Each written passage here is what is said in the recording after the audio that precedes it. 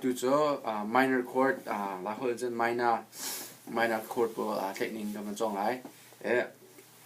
amis biga A minor kan chong lai A minor cho ma ku dong in hand 4th string 2nd fret kan tlek lai hi ka ku dong in hand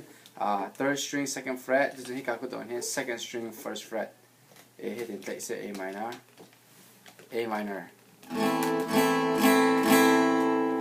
tu cho B minor kan tlek lai B minor cho hi ka ku dong in hand hi ka 2nd fret hi C D la ka tlek lai tu chen hi ka ku dong in hand 4 strings 4th fret hi ka ku dong in hand 3rd string 4th fret tu chen hi ka ku dong in hand 2nd string 3rd fret ma hai B minor sa B minor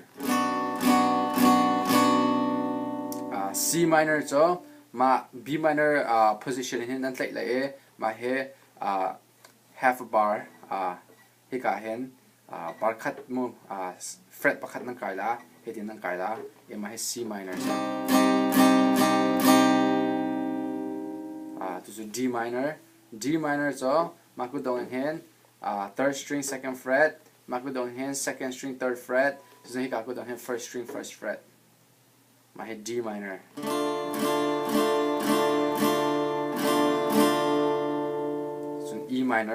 E minor cho ma ku dong in hand 5th string 2nd fret ma ku dong in hand 4th string 2nd fret ma pa ni te la ska E minor is la E minor then F minor cho F kan tlek ning bentuk te kan tlai le ma ku dong in hand ka adi la ke tlai tlai le then hi ka ku dong in hand 5th string 3rd fret hi ka ku dong in hand 4th string 3rd fret alai tu hi cho atum te lo alai he thla slai te hen ma he F minor sa F minor chen G minor cho bar ni nang kai la he kan